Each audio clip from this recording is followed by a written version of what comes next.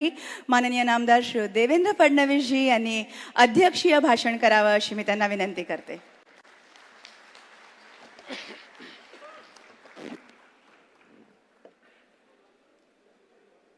आजच्या कार्यक्रमाचे उद्घाटक महाराष्ट्राचे लोकप्रिय मुख्यमंत्री माननीय एकनाथरावजी शिंदे साहेब, श्री बलदेव सिंह जी, हर्षदीप कांबळे जी, डॉक्टर पी अनबलगम जी, रंगा नायक जी, श्री मलिक नेर, मंचावर उपस्थित MIDCच्या विविध कालावधीमध्ये CEO म्हणून ज्यांनी काम केलं आहे असे महाराष्ट्र सरकारचे सर्व निवृत्त ज्येष्ठ अधिकारी, माझ्या समोर बसलेले सर्व ज्येष्ठ अधिकारी, MIDC परिवारातील सर्व भगिनी आणि बंधूंनो, सर्वप्रथम मी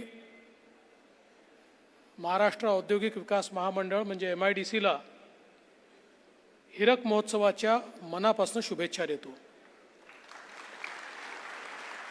महाराष्ट्राच्या हीरक महोत्सवापाठोपाठ MIDCचा हीरक महोत्सव या ठिकाणी होतोय आणि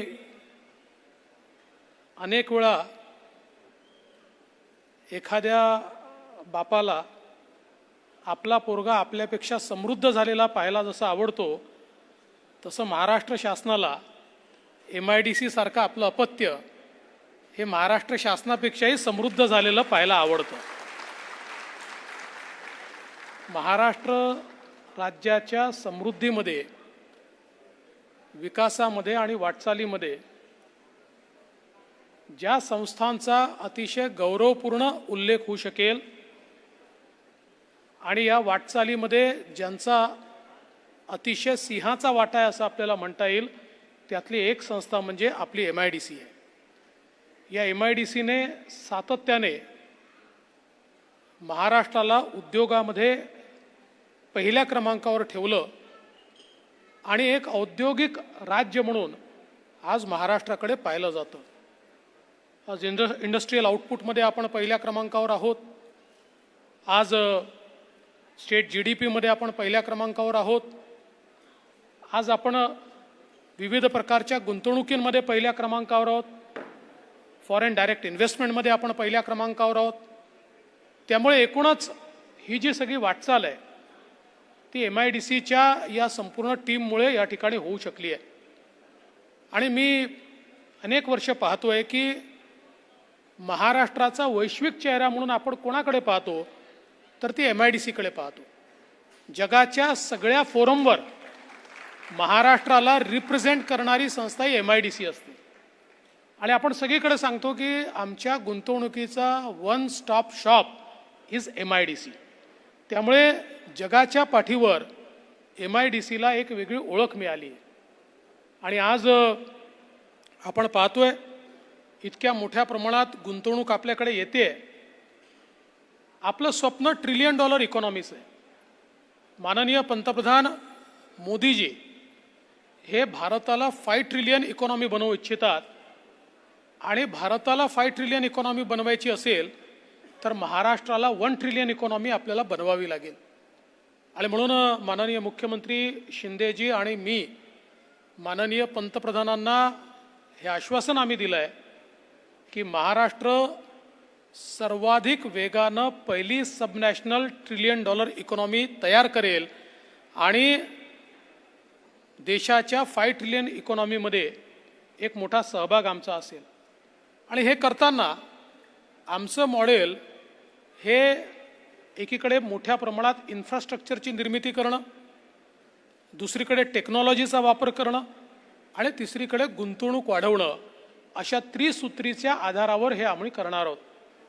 आणि मला असं वाटतं की मागच्या काळामध्ये आपण बघितलं असेल नागपूर मुंबई समृद्धी हायवे हा ज्या प्रकारे अत्यंत वेगानं आपण तयार केला, माननीय शिंदेजीच त्याचे मंत्री होते आणि अतिशय चांगल्या प्रकारे आज तो हायवे जवळजवळ ओपनिंगला आला आहे. तो हायवे हा केवळ एक रस्ता नाही आहे तर महाराष्ट्रामध्ये औद्योगिक गुंतवणुकीचा एक तो महामार्ग बनणार आहे आणि अशा प्रकारचे अनेक इन्फ्रास्ट्रक्चरचे प्रोजेक्ट्स या ठिकाणी आपल्याला येत्या काळामध्ये पाहायला मिळणार आहेत. विशेषतः वाढवण बंदर किंवा वाढवण पोर्ट हा एक अत्यंत महत्त्वाचा अशा प्रकारचा पोर्ट होणार आहे. आणि आज जवळजवळ आपलं जे काही कंटेनर ट्रॅफिक आहे देशातलं 65 ते 70% हे कंटेनर ट्रॅफिक JNPT पोर्ट हे हँडल करतं.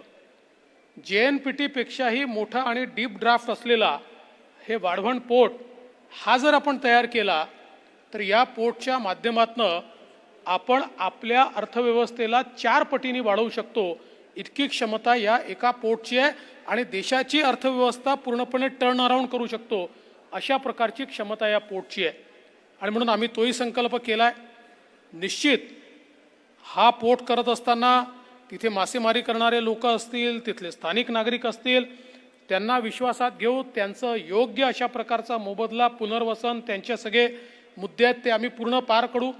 पण हा पोर्ट केल्यानंतर माझं मत असं आहे की महाराष्ट्र हे देशाच्या कुठल्याही राज्यापेक्षा 10 वर्ष पुढे जाऊ शकेल अशा प्रकारची क्षमता ही आहे. त्यामुळे वाढवणसारखं बंदर असेल किंवा इतर मल्टी मॉडेल कॉरिडॉर्स असतील, ज्या इंडस्ट्रीयल कॉरिडॉर्सचा उल्लेख आत्ता बलदेव सिंगजींनी केला ते इंडस्ट्रीयल कॉरिडॉर्स असतील, या सगळ्या कॉरिडॉर्सच्या माध्यमातून खूप मोठ्या प्रमाणात ही गुंतवणूक आपण अट्रॅक्ट करणार आहोत. आणि सगळ्यात महत्त्वाचं आहे की महाराष्ट्र नेहमीच टेक्नॉलॉजिकली अहेड राहिला आहे. आपण मोठ्या प्रमाणात टेक्नॉलॉजीचं हब आहोत.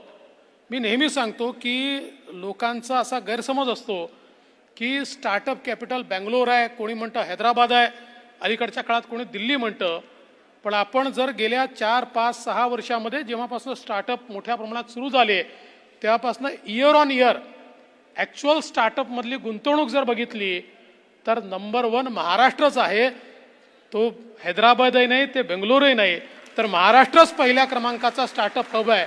आणि मला विश्वास आहे की महाराष्ट्राची क्षमता अनेक युनिकॉर्न्स तयार करण्याची आहे. महाराष्ट्राची क्षमता इंडस्ट्री 4.0 हा या ठिकाणी एस्टॅब्लिश करण्याची आहे. त्यामुळे या सगळ्या वाटचालीमध्ये MIDCचा एक महत्त्वाचा वाटा असणार आहे. आणि या टेक्नॉलॉजी, इन्फ्रास्ट्रक्चर आणि इन्व्हेस्टमेंट या 3 त्रिसूत्रीच्या आधारावर येत्या काळामध्ये महाराष्ट्राला आपण पुढे नेऊ.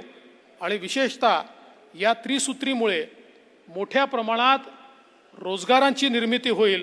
आणि रोजगाराची निर्मिती करताना याच्यामध्ये 3ही जे क्षेत्र आहेत, सेवा क्षेत्र असेल, उद्योग क्षेत्र असेल, ते तर आहेच, पण त्याचसोबत या सगळ्या टेक्नॉलॉजिकल हे जी काही आता परिस्थिती तयार झालेली आहे नव्याने, त्याच्यामध्ये शेती क्षेत्राला जोडून घेण्याचं काम देखील आता आपण करतोय. आजच मुख्यमंत्री महोदयांनी बैठक घेतली, त्याच्यामध्ये महाराष्ट्रामध्ये 6 ड्रोन स्कूल्स या सुरू करण्याचे आदेश मुख्यमंत्र्यांनी दिले आहेत.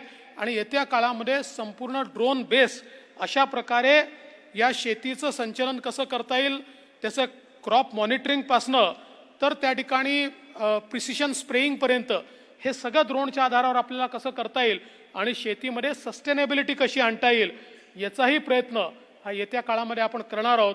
आणि म्हणून मला असं वाटतं की समृद्ध महाराष्ट्र, विकसित महाराष्ट्र आणि सर्वांना सोबत घेऊन पुढे जाणारा महाराष्ट्र हा येत्या काळामध्ये माननीय मुख्यमंत्र्यांच्या नेतृत्वात आपल्याला तयार करायचा आहे. याच्यामध्ये MIDCची भूमिका सगळ्यात महत्त्वाची आहे. MIDCच्या टीमने अतिशय चांगलं काम केलं आहे. सगळे माजी CEOज आहेत, त्यांचंही अभिनंदन करतो. आणि खरोखर मी श्री अनबलगम तुमचं अभिनंदन करतो की तुम्ही या हीरक महोत्सवाच्या निमित्ताने सगळ्या माजी CEOजला या ठिकाणी बोलवलं. कारण त्यांचं कॉन्ट्रीब्युशन हे महत्त्वाचं असतं. कुठली संस्था ही एका दिवसात तयार होत नाही, अनेक लोकांच्या मेहनतीतनं ती तयार होते. अशा सगळ्या लोकांना अशा प्रसंगी लक्षात ठेवणं हे अत्यंत महत्त्वाचं आहे. पण आता येता काळ अजून कॉम्पिटिशनचा आहे. अनेक राज्य जी पूर्वी बिमारू होती ती राज्यही आता कॉम्पिटिशनमध्ये उतरलेली आहेत. त्यामुळे महाराष्ट्र जरी आपण नंबर 1 असलो तरी आपल्याला कॉम्प्लेसंट होऊन चालणार नाही. महाराष्ट्राला त्या स्पर्धेमध्ये राहावं लागेल आणि त्या स्पर्धेतले आपण स्पर्धक आहोत अशा प्रकारचाच आपला व्यवहार असावा लागेल. आपल्याला येणारी गुंतवणूक वेलकमच करावी लागेल. छोट्यातल्या छोट्या गुंतवणूकदाराच्या पाठीमागे आपण पळालो पाहिजे, त्याला आपल्या मागे पळायची वेळ येऊ नये, हीच परिस्थिती आपल्याला निर्माण करावी लागेल. तरच हा जो पहिला क्रमांक आहे हा भविष्यातही आपण टिकवू शकू. आणि या सगळ्या आपल्या प्रयत्नांमध्ये माननीय मुख्यमंत्री आणि मी खंबीरपणे आपल्या पाठीशी आहोत एवढंच आजच्या प्रसंगी आश्वस्त करतो.